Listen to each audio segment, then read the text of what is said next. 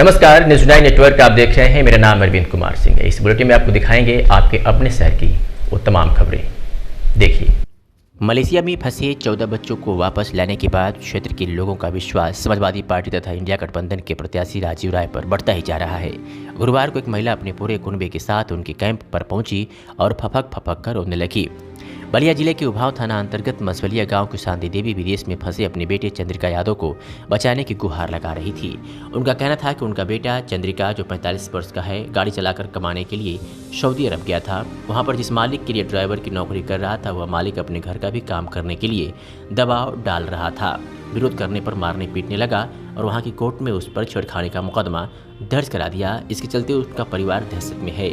लोग खाना भी नहीं खा रहे हैं। गुरुवार सुबह शांति देवी अपनी बहू बिंदु यादव, 2 नातिनों सलोनी और गौरी तथा 2 पोते अंश और अनुराग के साथ राजू राय के कैंप कार्यालय आई और लोगों से मिलने की गुहार लगाई थी।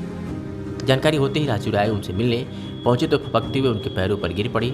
वह और उनके बच्चे सभी फपक रहे थे। राजू राय ने उन्हें दुलार और समर्थन के साथ ऊपर उठाया और समस्या के बारे में पूछताछ की।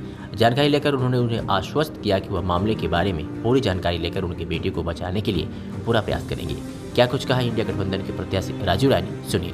ये हम लोग के क्षेत्र के हैं। इस बच्चे का पिताजी वहाँ सऊदी में नौकरी करते थे, ड्राइवर थे। अब किसी केस में वहाँ फंस गए। केस में जेल हो गई। धारा बहुत गंभीर थी जिसमें आजीवन कारावास या मौत तक की सज़ा थी। हम लोगों ने पैरवी किया है। लोअर कोर्ट से मिनिमम जो सज़ा होती है 4.5 साल की हुई है। 30 दिन के अंदर हाई कोर्ट के में करना है। चूँकि वो जेल में है तो जैसे मैं बाहर जो बच्चे थे उनको निकाल लाया था, तो लोगों के स्वाभाविक रूप से उम्मीदें हो जाती है कि मैं चाहूँगा तो निकाल लाऊँगा।